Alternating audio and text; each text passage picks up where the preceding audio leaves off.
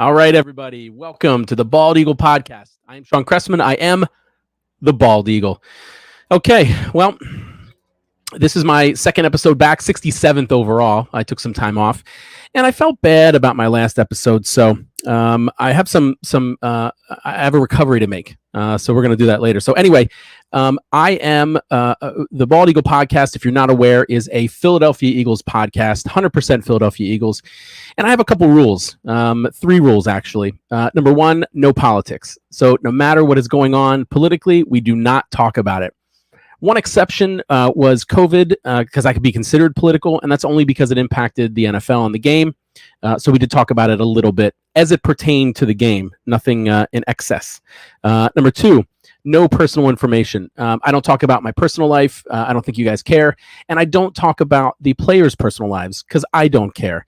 I always say that the little stories they show on the Fox pregame show could be replaced with more game footage and more, analyzing more analyzing the games that are coming up. I would much rather that than to hear about, people buying, I don't know, Bobcats. Did I go away, Kayla? What? You can see it? Well, okay, so I'm going to keep going. I can't see myself. Something's going on with StreamYard or my laptop, but as long as you can see me, that's all that matters. Okay, so no personal information. And rule number 3, I am not censored. I say whatever the fuck I want, okay? So hide the kiddies or the people that are real sensitive and can't handle strong language. Now, the Bald Eagle Podcast is part of Philly Sports Alliance. Philly Sports Alliance has a sponsor, La Terrain. Go to La Terrain. They sell watches. I think they might sell more than watches. Enter code PSA and get a discount. Why not? Okay, now, the other thing about the Bald Eagle Podcast, in case you weren't aware, is that we, here at the Bald Eagle Podcast, you will find, during the regular season and postseason, the most in-depth play-by-play analysis. I do a little bit of it during the preseason, but the game footage isn't available for the preseason that it is during the regular and postseason. So most in-depth play-by-play analysis here at the Bald Eagle Podcast. Okay, so let's get to our countdown. We always count down to something. There's always something to look forward to in the NFL. And to this time, we are counting down not too far. We're counting down to tomorrow. Tomorrow is May 12th. At 8 p.m. will be the full NFL schedule release. They've been making it a schedule week by releasing a game here and a game there all week. But the full schedule will be released tomorrow. We know who we're going to play. We just don't know in what order. Of course, we always play Dallas. The Cowgirls, we always play the Commies, Washington Commies, Commanders, and we always play the New York Giants at home and away every year, right? So that's a given.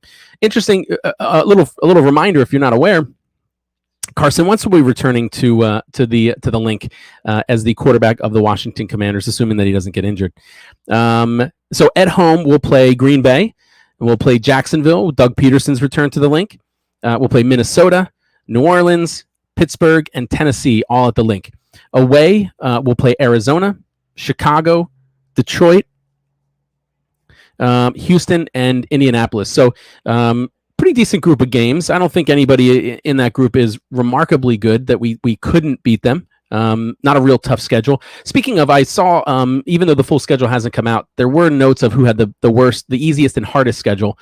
I think the Cowgirls and the Washington Commanders were tied for the easiest strength of schedule. I don't remember who had the worst, but once that all comes out, we'll talk about that on the next episode. Now we do know, I mentioned they were kind of dripping some of the games out this week. We do know our home opener, and in fact, our home opener is against the Minnesota Vikings. It is the second week 2 of the NFL, Monday, September 19th. It is a Monday night game, which is great. It's on 8:30 at ABC. It's actually part of a Monday night doubleheader, and I think that might be an opening Monday night doubleheader. I'm not sure. I think Tennessee and Buffalo plays a little earlier than us, maybe 7:45. So we know about that. We're going to look forward to training camp. Don't have any solid dates for training camp yet. It should be in mid to late July, so in a few months, but I'll keep you guys updated on that. Some things we do know, we are going to be holding joint practices with the Cleveland Browns, and I believe that we requested to play the Cleveland Browns in preseason as well. So we'll practice similar to what we did last year. We'll have live practices or joint practices with the Browns twice during the week, and then we'll play them in a preseason game.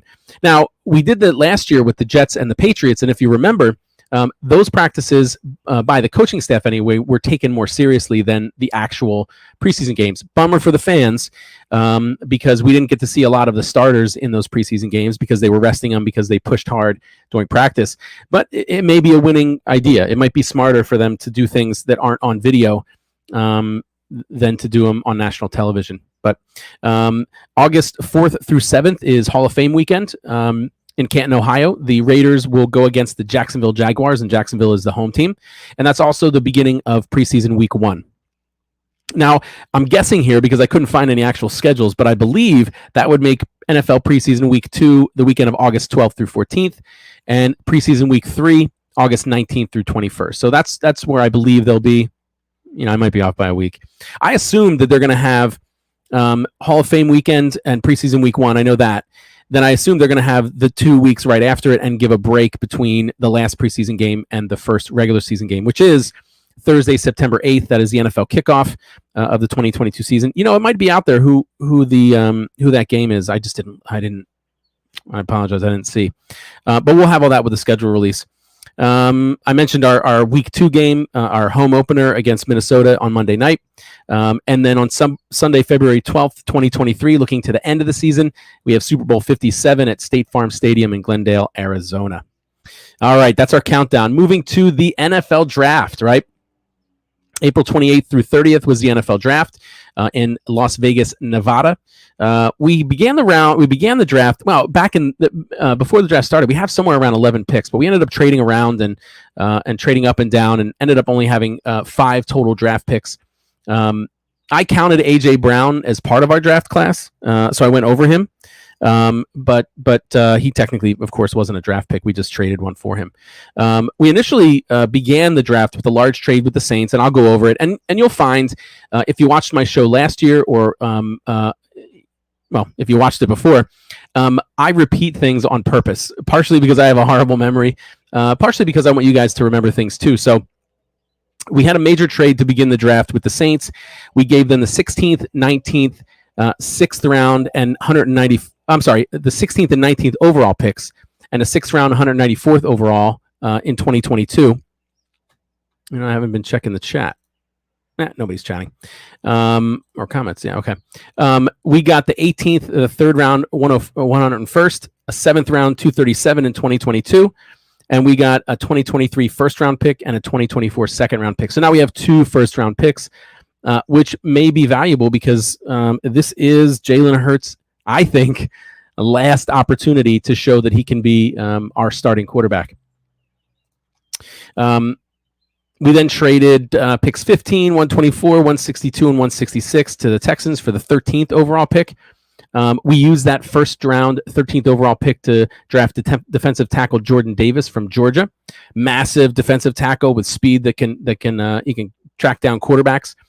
He is one of the 3 rookies that have signed their contracts. We have 5. 3 of them have signed. We traded the 18th and the 101st overall pick to Tennessee for wide receiver AJ Brown, which I think was an amazing deal. If you watched me last year during free agency and the draft, I wanted a big physical veteran wide receiver.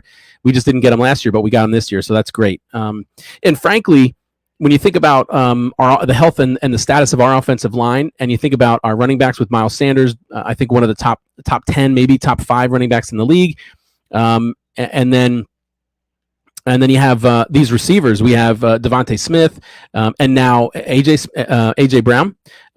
I think that there is no excuse for Jalen Hurts to do very well. So if he can't make it in this, what I feel is a real good offense, I think where could he make it, right?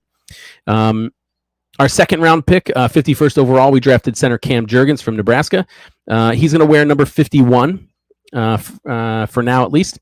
And now we're going to get to some of the last 3 draft picks that we had that we didn't go over last episode. 3rd round, 83rd overall, we drafted linebacker Nakobe Dean from Georgia. Now, I don't know who started the rumor, but there were a lot of people, a lot of draft boards that had Nakobe Dean going much earlier than the 3rd round. First, maybe early 2nd, but he dropped to the 3rd round, 83rd overall.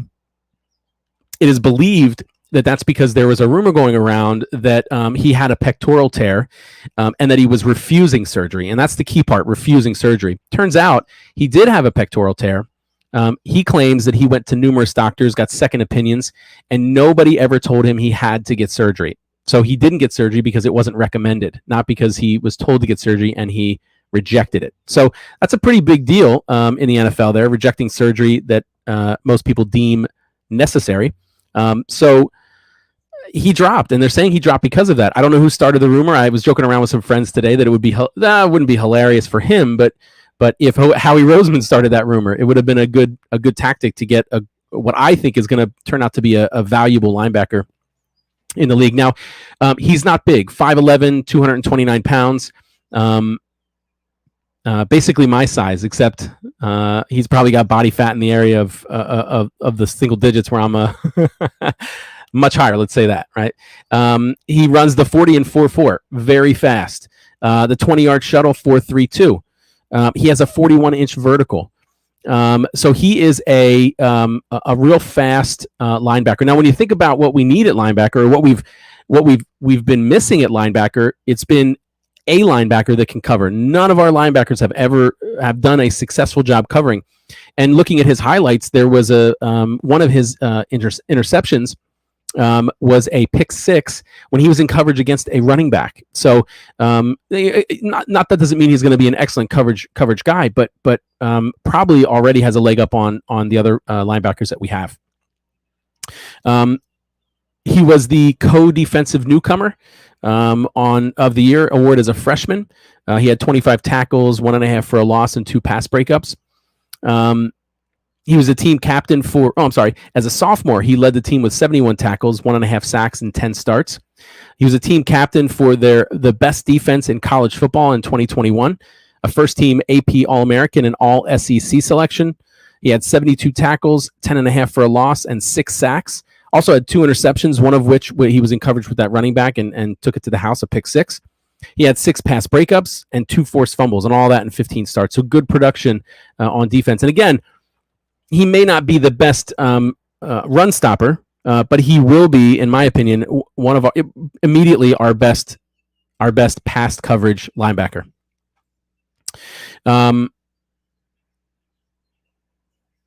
He was the 3rd player ever to win the Butkus Award, which is given to the best linebacker, and they give the Butkus Award to one player in high school, one player in college, and one player in the professionals.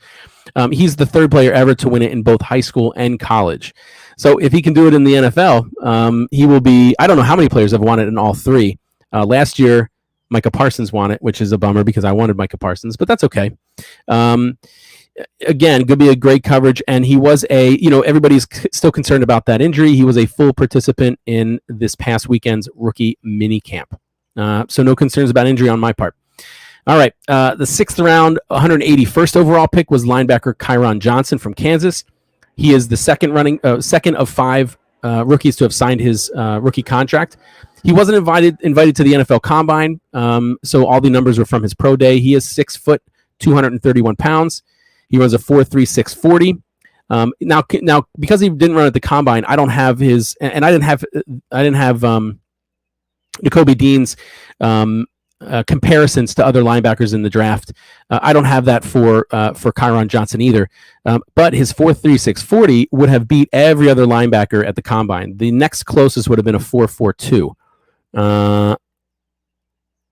which was, I think Nakobe's 4.4 was, his was at a pro day as well. That's also another reason why they think the Nakobe Dean dropped, because he didn't do anything at the Combine. He just relied on his pro day. Back to Kyron Johnson. He has a 39.5 foot vertical, a 10-foot broad jump. His 3-cone was 6.98. He was a 4-year starter, and he had 4 different head coaches. He was a 3-time captain. While he was in college, he played safety, nickel, linebacker, and defensive end. I'm sure you're aware that most of the Philadelphia Eagles organization prefer players that can play multiple positions. They're flexible. Now, this one I'm not sure about. I didn't add up. Yeah, it could be. I read that he played 655 snaps without committing a penalty in 2021, which is excellent. Excellent, because everybody hates penalties. In his career for the Jayhawks, he played 57 games, and in those games, he had 193 tackles, 22.5 for a loss, 12.5 sacks, and 8 forced fumbles. Now, 8 of those tackles for a loss and 6.5 of those sacks were all last year in 2021. He was a 2020 All Big 12 honorable mention and a 2021 Pro Football Focus All Big 12 second team player. So, I think a lot of people have been talking about his success in the in special teams, that he may not be a starting linebacker, but you never know. He's fast. He's not real big, slightly bigger than Nakobe Dean. So we'll see. It'd be interesting to see how well he does. We have we struggle with linebackers, so any help we can get is very welcome. And then our last draft pick, the fifth one, was a 6th round, 198th overall. We drafted tight end Grant Calcaterra from SMU. He is the third of the 5 rookies to have signed his rookie contract. The other 2 are still thinking about it, I guess. I'm not sure what there's to think about, but that's between them. He is 6'3", 241 pounds. He did attend the combine, so I have percentages for him. He ran the 40 and 4.62, which out of all tight ends was 92nd percentile. The 20-yard, he ran in 2.71 seconds. That is 85th percentile. He ran the 10-yard in 1.59 seconds. That is 92nd percentile. So he's fast for a tight end. Vertical was 32.5. That was at his pro day. And his 3-cone drill, again at his pro day, 7.09 seconds. Just to give you some comparison, Kyron Johnson's 3-cone was 6.98. So Kyron Johnson is faster than Grant Calcaterra. A little interesting story that goes along with him. He began his career in Oklahoma. He earned all Big 12 honorable mentions his freshman year. His sophomore year, he improved to first team All Big 12, had 36 receptions for 558 yards and 9 touchdowns. His junior year, he actually played with Jalen Hurts, but experienced a couple of concussions and decided to step away the game in November of 2019. So he took a year to, I guess, work on his health, to decide if he wanted to return. In 2021, he returned, stated he was completely healthy, and transferred to SMU. He was a team captain in 2021. You'll notice, again, that is a theme with almost all of our draft picks, just like last year. They like team captains. He had 38 receptions for 465 yards and 4 touchdowns, and he was second team All AAC honors. In 31 games, his total college career, he had 79 receptions, 1,102 yards, which is a 13.9 average, 13 touchdowns. And he will wear number 47, and in parentheses it said, for now. So I guess he's not completely attached to that number. Now, those are all our draft picks. We did sign a handful, 12, I believe, of rookie free agents.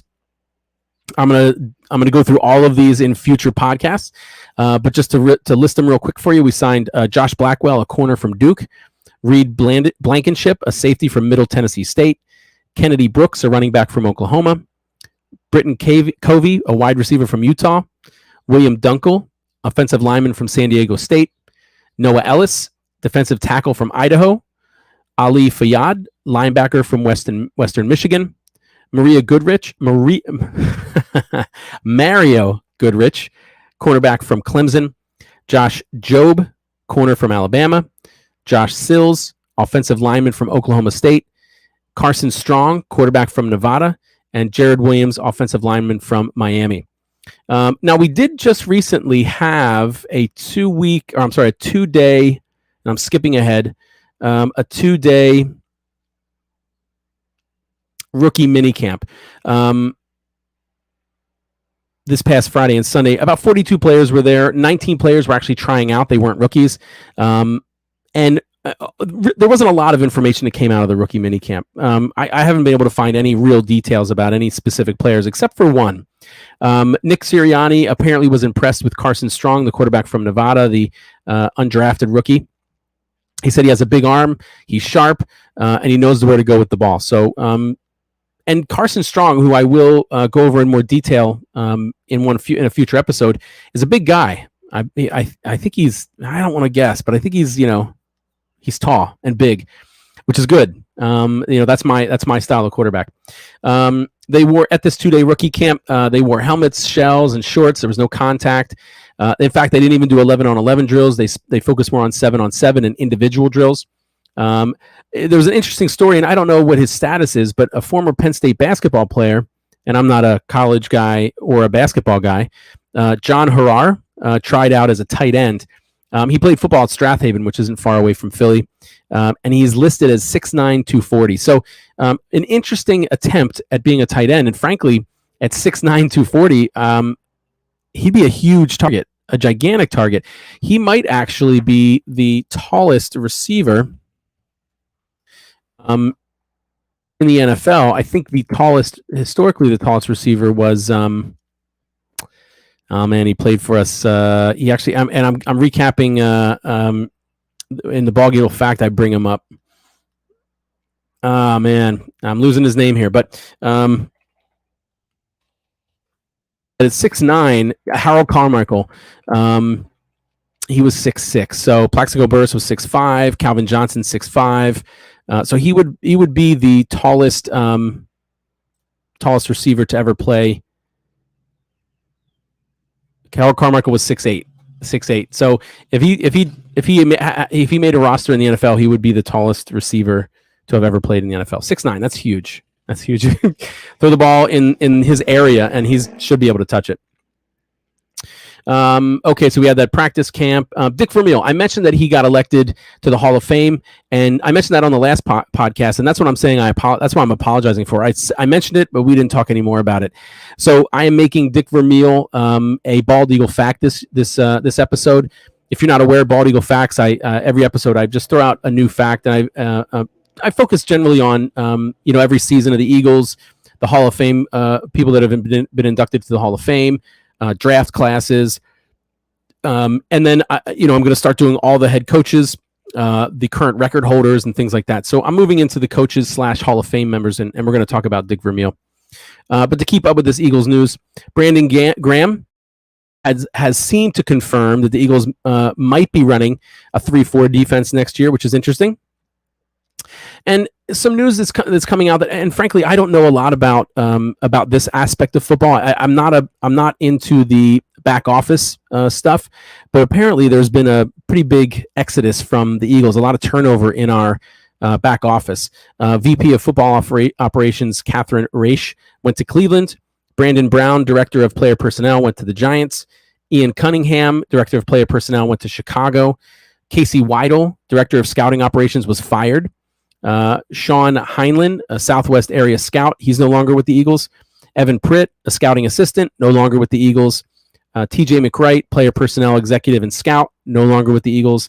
And Tom Donahoe, senior football advisor, stepped down. Apparently he had intended on renewing his contract, but didn't go through with it. So a lot of back office people have left. I'm not sure how that's going to impact everything, but I guess we'll see. Now, I mentioned this before, and I'm only mentioning it because I'm going to, again, just like those undrafted free agent rookies, I'm going to go over all of our upgrades. So we did have a couple of roster moves over this year, right?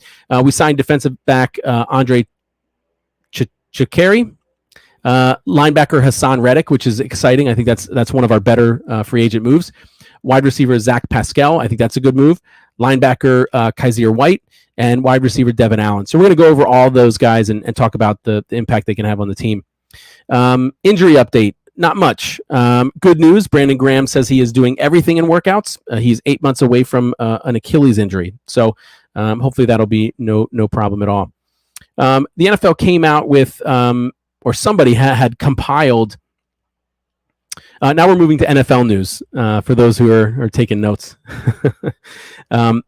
The NFL, since the schedule is coming out, somebody compiled the miles that each team will travel and the amount of times they will change time zones for games.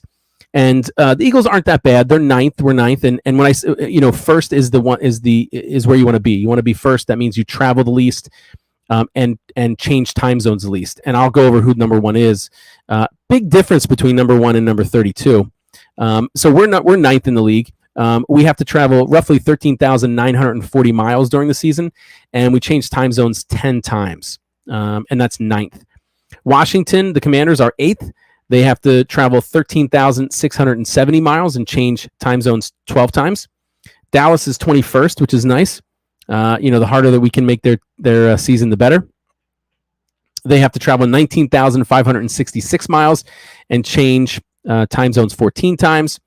The Giants are 23rd. They have to travel 20,614 miles and change time zones 22 times. First was Pittsburgh. Pittsburgh only has to travel 6,442 miles, and they never have to change time zones. So all their games, if they have any against West Coast teams, must be at home. All their away games must be, on the East Coast, essentially. Last, 32nd, is Seattle. Seattle has to travel 29,446 miles, and they have to change time zones 34 times. So real big difference between first and 32nd. I don't know if anybody's run these numbers in the past and if they've amounted to anything, if they've affected the season, if historically people that travel more miles have worse records. I'm not sure, but interesting information. Okay, let's move to the world famous bald eagle fact. I kind of gave away the surprise, right? It's going to be about Dick Vermeil. He was the Eagles' 14th head coach. He began his coaching career in 1960 at Hillsdale High School. He moved to coaching Napa Junior College in 1964. He coached UCLA for 2 years, from 1974 to 1975, where he led the team to victory in the 1976 Rose Bowl. In the 1976 Rose Bowl, they defeated the previously undefeated Ohio State Buckeyes 23-10. After that season, after that Rose Bowl win, he was named the head coach of the Philadelphia Eagles, so that's 1976. Prior to him being the coach, the Eagles had not qualified for the postseason. They had not won a playoff game or clinched the division title since 1960, so a 16-year drought of not doing very well. The year before he coached the Eagles or became the coach of the Eagles, we had a record of 4-10. Due to previous trades by the Eagles, Dick Vermeil did not have a first-round draft pick until 1979. So for the first 3 years, 2.5 years of his tenure, he did not have a first-round draft pick. After suffering his first 2 losing seasons, the Eagles made the playoffs in 1978, which would have been the first time in 18 years. The 1978 season featured breakout years by Ron Jaworski and Wilbert Montgomery, and had one of the most exciting Eagles game in Eagles history. And it's actually number 23 on the NFL's 100 Greatest Plays, which is another thing I do. And it's the Miracle at Meadowlands Part 1. We already went over the Miracle at Meadowlands Part 2, but for those of you that don't remember, the Miracle at Meadowlands, we were playing the Giants in the Meadowlands. They were winning 17-12. There were only a handful of seconds left in the fourth quarter. Giants had the ball. Eagles were out of timeouts. So in current modern day football, the quarterback kneels, end of game. Instead of kneeling and letting the time expire, the Giants quarterback Joe Pisarcik took the snap, attempted to hand off to Larry Zonka, but Pisarcik lost control of the ball, bounced on the ground, bounced up into Herm Edwards' arms. He was a defensive back for the Eagles. He returned the fumble 26 yards for the game-winning touchdowns. The Eagles won 19-17, made the playoffs. The Giants were eliminated from playoff contention with that loss. And this was actually the beginning of becoming more common for quarterbacks or teams to run what's called now the victory formation. Once you're up, if you're up long enough and you can kneel on it, you kneel on it and run timeout. So that does not happen again. But that was the Miracle on Meadowlands Part 1. Now, Bald Eagle Facts, we'll talk about that one again in a little more depth. But one thing that I thought was interesting was I think the defensive coordinator and the head coach were fired immediately after that loss. The Giants were actually 6-6 going into the game and had a chance at making the playoffs, and we knocked them out. In 1979, Dick Vermeil led the Eagles to 11-5 record. We won our first playoff game in 19 years against the Chicago Bears in the wild card round. We beat them 27-17. But then, unfortunately, we lost in the divisional round to the Tampa Bay Buccaneers 24-17. In 1980, Vermeil improved on his previous year's record to 12-4. We won the NFC East for the first time since it had been formed, which was 20 years. The NFC East was formed in 1960, and it's the first time we actually won it. We beat Minnesota in the divisional round 31-16. We beat the Cowgirls in the NFC Championship 20-7. One of the best ways to get to the Super Bowl. The best way to get to the Super Bowl. And then we lost Super Bowl 15 to the Oakland Raiders 27-10. It was our first Super Bowl appearance, and it was a frustrating loss. In 1981, Vermeil led the Eagles to a 10-6 record, which was second in the NFC East. Unfortunately, we were eliminated in the wild card round with a loss to the Giants 27-21. In 1982, Dick Vermeil led the Eagles to a 3-6 record. 3-6 because there was a players' strike that limited the season to 9 games. Vermeil then retired for this first time, January 10th, 1983, and he cited occupational burnout for the reason. Was sick of football, which I'm not sure how that happens, but I've never been a head coach either. After 15 years away from the game, he returned to coach the St. Louis Rams. He coached them for 3 years, from 1997 to 1999. Overall record wasn't very impressive. He was 22-26, but his last year there in 1999, they went 13-3. If you remember, they struggled with Trent Green. Trent Green got hurt. A young gentleman by the name of course, I'm forgetting his name now. I apologize. I apologize. He just had a show. Kurt Warner. How could I not remember Kurt Warner's name? So Trent Green got hurt in 1999. Kurt Warner came in and established the greatest show on turf. They had, I think, the highest points in the NFL, and they eventually won Super Bowl 34 against Tennessee. He retired a second time after winning that Super Bowl, took a few years off, and then was hired as the head coach of the Chiefs in 2001. He brought the Chiefs back from a losing record. He did get them to the playoffs, and overall he was 44-36 in 5 years with the Chiefs. He finally did retire for his last time after the 5th year coaching the Chiefs. In his coaching career, he was 120-109. His postseason, he was 6-5. He had 2 Super Bowl appearances and 1 win. He was the 1999 AP Associated Press NFL Coach of the Year, a 2-time Pro Football Weekly NFL Coach of the Year in 1979 and 1999, a 2 times Maxwell Club NFL Coach of the Year in 1999 and 2003, a UPI NFC Coach of the Year in 1978, Pacific 8 Coach of the Year when he was coaching college in 1975. He is a member of the Philadelphia Eagles Hall of Fame. I don't know if it still exists, but he was a member of the St. Louis Football Ring of Honor. I'm assuming they have some sort of, perhaps some sort of museum now that they don't have a football team. And he is a 2022 Pro Football Hall of Fame inductee. So he'll be inducted to the Hall of Fame in a few months when we have that Hall of Fame game. So that is our Bald Eagle fact. That was Dick Vermeil, the 14th coach of the Philadelphia Eagles, and the first one to get us to the Super Bowl. Okay, do me a favor. Follow me. Everywhere you can find me, follow me. Go to Facebook, Instagram. I'm on Twitch, but I'm not streaming there right now. YouTube, Twitter, LinkedIn. If you can't find, if you're going to go on YouTube or something like that, search the Bald Eagle podcast or at Bald Eagle 4133. Now, in addition to having that sponsor, Philly Sports Alliance partnered with a couple of people. The Painted Lines, we partnered with them and we streamed to their YouTube, so perhaps you're watching me on theirs. And we also partnered with Six Pack Coverage. They're a national media company located in Tennessee, and they don't just have podcasts about sports. They have podcasts about fitness and travel, food, even finance. So a wide variety of entertainment on that with Six Pack's Coverage. Now, as part of Philly Sports Alliance, to my left, you'll see a list of our shows. I'm going to go over them with you real quick. And in fact, I'm going to bring up a larger visual because we have a great lineup of shows here at Philly Sports Alliance.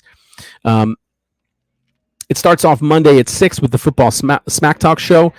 That features Ryan Reese and Eric Ward. That is an NFL show. Of course, we're all Philly fans, so they focus more on the Eagles, but also talk about every other team.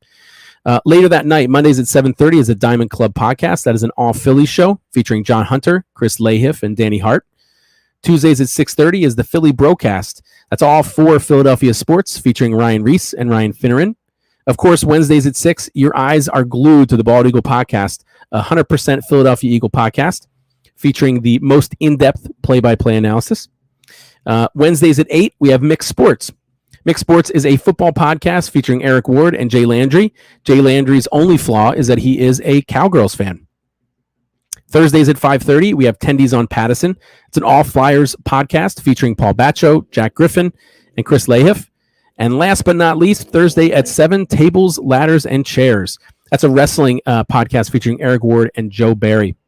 All right. Thank you very much for listening, for watching. Next time, if you're on, feel free to comment. I'll show your comment live, and we'll talk about it. But for now, go Birds.